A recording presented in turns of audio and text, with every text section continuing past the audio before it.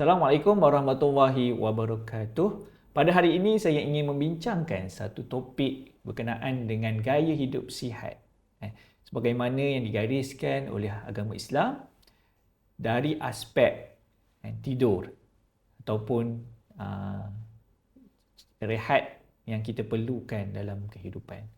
Dan sudah tentu waktu tidur adalah waktu yang kita peruntukkan dalam setiap hari untuk kita memulihkan tenaga kita, dan seterusnya apabila kita bangun, kita mampu untuk melakukan aktiviti dengan tenaga yang lebih baik.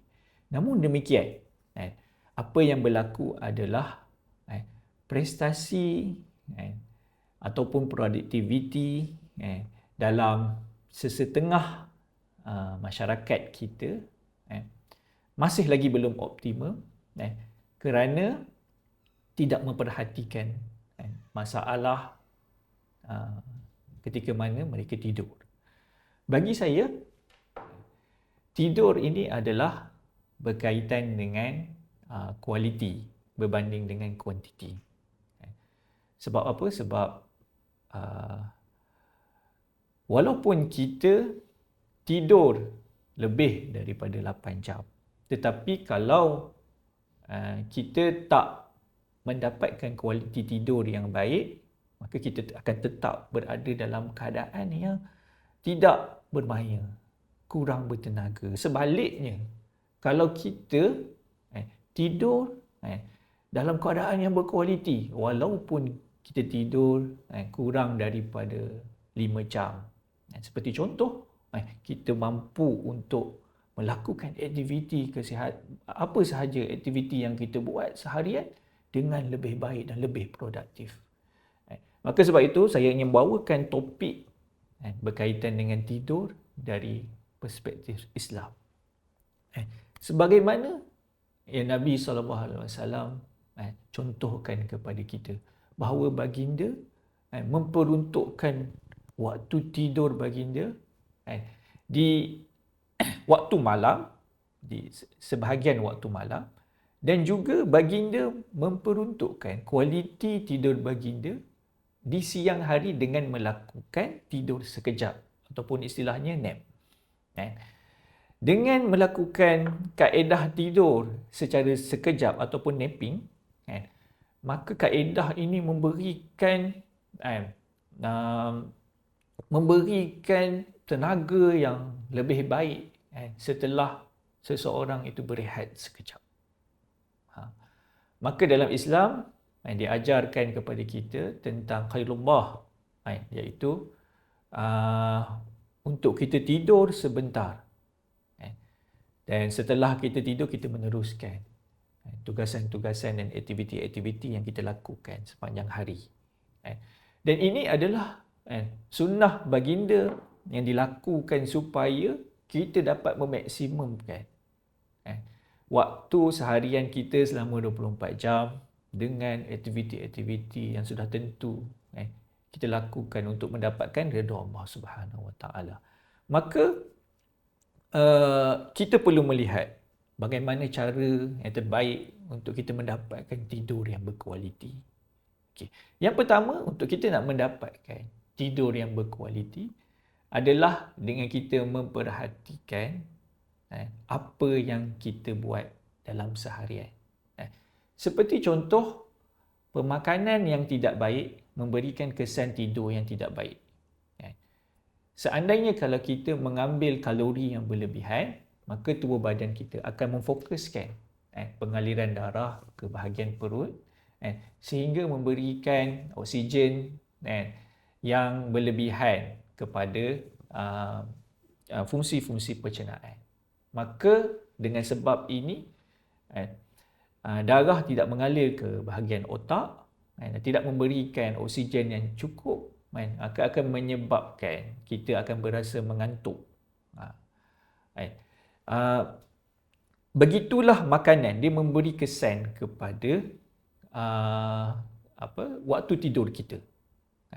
Apabila seseorang itu berasa mengantuk, sudah tentu dia akan tidur, walaupun tidur itu adalah tidur yang sepatutnya tidak dilakukan. Sepatutnya tidak dilakukan kerana tidurnya sudah berlebihan. Maka sebab itu kita perlu melihat kembali apa yang kita makan dalam seharian, dan juga contoh yang lain, apa yang kita lakukan dalam seharian yang melibatkan aktiviti fizikal. Seperti contoh, seandainya kalau seseorang itu hanya duduk diam dan tidak melakukan aktiviti fizikal, maka dia tak memberikan kualiti tidur yang baik kepada seseorang. Berbanding seseorang yang mengamalkan aktiviti fizikal yang aktif, maka dia boleh memberikan tidur yang berkualiti kepada seseorang. Dan sudah tentu aktiviti fizikal ini perlu kita lihat dan kita perlu amalkan secara profesional, secara tepat. Sebab kalau kita melakukan aktiviti fizikal secara berlebihan, maka dia sudah tentu akan menyebabkan tidur kita menjadi tidur yang berlebihan kerana badan kita terlalu letih. Maka ini merupakan contoh yang kita perlu perhatikan bagaimana untuk kita nak mendapatkan tidur yang baik. Namun demikian, masalah yang berlaku di kalangan masyarakat kita, yang kita dapati bahawa mereka menghabiskan waktu dengan perkara yang sia-sia. Sehingga kan perkara sia-sia ini menyebabkan mereka mengorbankan waktu tidur mereka, sehingga menyebabkan mereka bekerja ataupun belajar ataupun melakukan ibadah dalam keadaan yang tidak bertenaga dan akan menurunkan produktiviti seseorang. Maka kita perlu melihat apa aktiviti-aktiviti yang kita buat, adakah aktiviti itu berfaedah ataupun tidak. Maka sebab itu kalau aktiviti itu berfaedah, maka sudah tentu aktiviti itu dapat diseimbangkan dengan waktu tidur kita. Kita dapati bahawa ramai yang menghabiskan waktu berjam-jam tanpa sedar untuk melayari media sosial, untuk melayari skrin, di hadapan skrin dalam tempoh yang lama, sehingga aktiviti ini menyebabkan tidur seseorang itu terganggu, baik dari kuantiti maupun kualitinya.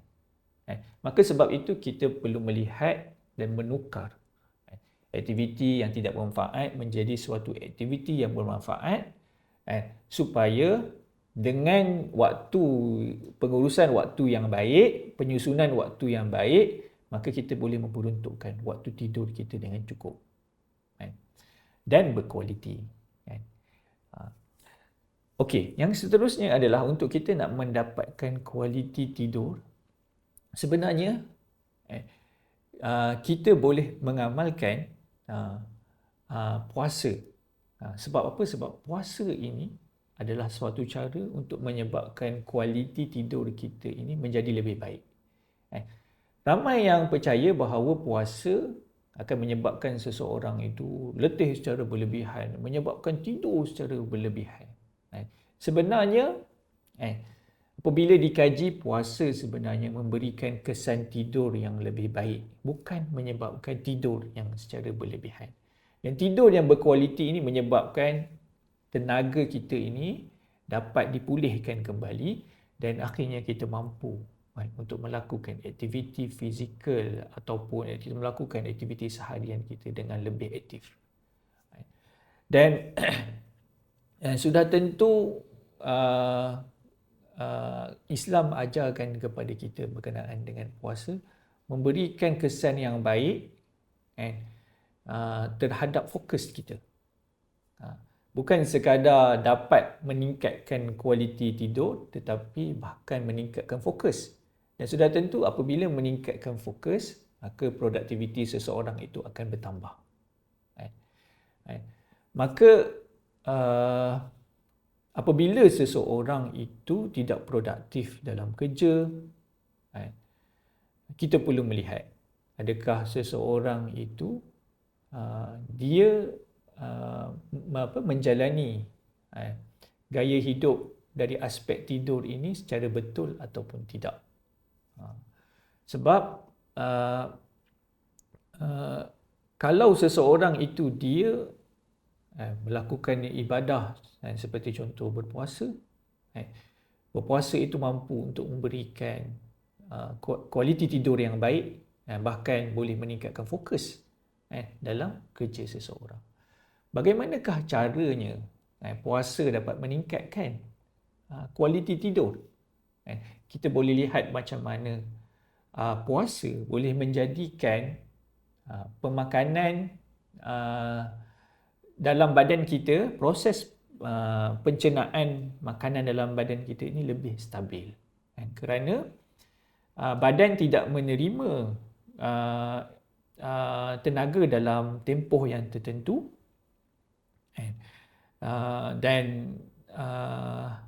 akhirnya tenaga tersebut dikembalikan ketika mana kita berbuka, dan kita pada waktu malam kita dapat tidur, dan dia tidak menyebabkan ada energi yang berlebihan dalam badan kita, yang akhirnya membawa kesan yang tidak baik kepada kualiti tidur kita.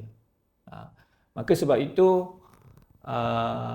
aspek ibadah yang Islam ajarkan kepada kita sebenarnya memberikan manfaat yang sangat besar terhadap kesihatan. Okay, aspek yang seterusnya kita perlu buat untuk kita menjalani tidur yang baik adalah sebenarnya dengan kita memadamkan lampu.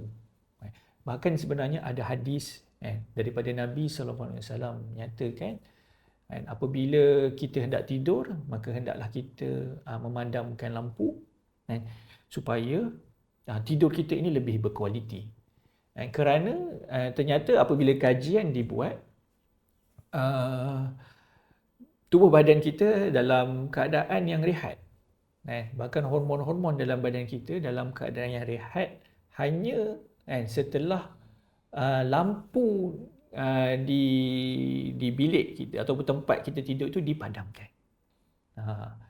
Dan contohnya hormon melatonin. Hormon melatonin ini adalah hormon yang dirembeskan untuk nak mendapatkan kualiti tidur yang lebih baik. Dan hormon ini hanya dirembeskan setelah lampu itu dipadamkan. Maka kalau kita nak mendapatkan tidur yang berkualiti, maka kita perlu mengamalkan sunnah Nabi SAW dengan menutup lampu dan kita tidur dalam keadaan yang lebih berkualiti. Jadi ramai yang tidak memperhatikan aspek ini yang begitu penting untuk kita lihat, kerana sekali lagi walaupun tidur kita tidur yang begitu lama, tetapi kalau tidur kita tidak memadamkan lampu, kita tak mendapatkan tidur yang berkualiti. Okey, seterusnya adalah bagaimana kita memerhatikan aktiviti-aktiviti yang lain lah, aktiviti-aktiviti lain yang kita perlu tengok, sebab aktiviti ini boleh menyebabkan kualiti kita terganggu. Okey, antara sebab faktor yang sekarang ini yang makin menjadi ataupun makin kerap di kalangan masyarakat kita adalah tidak memperhatikan faktor stres dalam kehidupan. Sebab faktor stres ni akan menyebabkan seseorang itu menghabiskan tenaga dia untuk memberikan fokus kepada apa yang mereka fikirkan. Maka tenaga ini menjadikan seseorang itu berasa sangat penat, dan akhirnya menyebabkan tidur ini tidak dapat diuruskan dengan baik. Maka sebab itu apa yang kita perlu belajar adalah untuk mendapatkan tidur yang sempurna, untuk kita dapat tidur yang berkualiti adalah dengan kita belajar bagaimana nak menguruskan stres, menguruskan tekanan dalam kehidupan kita. Belajarlah sesuatu yang mudah untuk kita menguruskan tekanan dalam kehidupan kita, seperti dengan kita mengamalkan gaya hidup yang sihat, seperti melakukan exercise. Kerana melakukan exercise, melakukan aktiviti bersukan, bukan sekadar memberikan manfaat kepada fizikal, tetapi yang lebih penting adalah sebenarnya aktiviti bersukan memberikan aspek yang sangat baik terhadap kesihatan mental. Cara pengurusan stres yang baik adalah dengan seseorang itu melakukan aktiviti fizikal secara teratur dan secara baik. Maka apabila seseorang itu dapat menguruskan cara pengurusan stres, maka seseorang itu boleh menguruskan waktu tidur dan boleh menjadikan tidur itu sebagai tidur yang berkualiti, walaupun tidur itu adalah mungkin sedikit. Okay.